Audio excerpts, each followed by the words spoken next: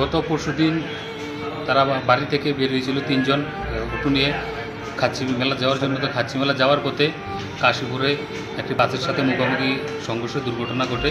তাতে তারা দুজন জিবি হাসপাতালে ভর্তি আছে। একজন ছিল ট্রমা সেন্টার, আর একজন শিশু যে ছিল বিপাশা সাহা আইসিইউতে ছিল শিশু ওয়ার্ডে। তো দুদিন চিকিৎসার পরে আজকে সকালবেলা ও মারা যায়। তো আজকে কোন সময় মৃত্যু হয়েছে বাচ্চার? রাত্রি 2:30 নাগাদ মৃত্যু হয়েছে। তারা অটো গাড়ি নিয়ে কোথায় যাচ্ছে? তারা অটো গাড়ি নিয়ে বাড়ি থেকে কাচ্চি মেলার উদ্দেশ্যে যাচ্ছিল। যাওয়ার পথে কাশীপুরে দুর্ঘটনাটি ঘটেছে। পরে আপনারা কিভাবে খবর পেলেন? ওইটা আমার বাপন শাহ যিনি আছে, ওটা আমার বোনের জামাই। বিপাশা শাহ যার মৃত্যু হয়েছে আমার ভাগ্নি।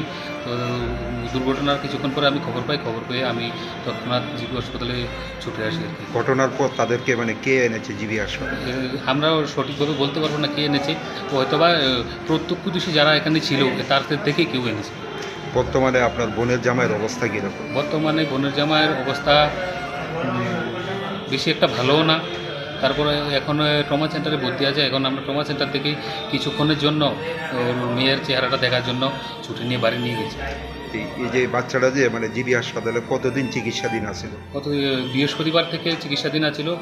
বৃহস্পতিবারে আনা হয়েছিল, কালকে শুক্রবার রাত্রে 2:30 নাগাদ মৃত্যু হয়েছে। দেখি প্রথম বাচ্চা তাদের? হ্যাঁ, এটা তাদের প্রথম বাচ্চা। বয়সটা কত বললেন? 11 মাস। নামটা কি? নামটা হচ্ছে বিপাশা সাহা। বাড়ি হয়েছে কালীবাজার। বাবার নাম? বাবার নাম বাপন সাহা।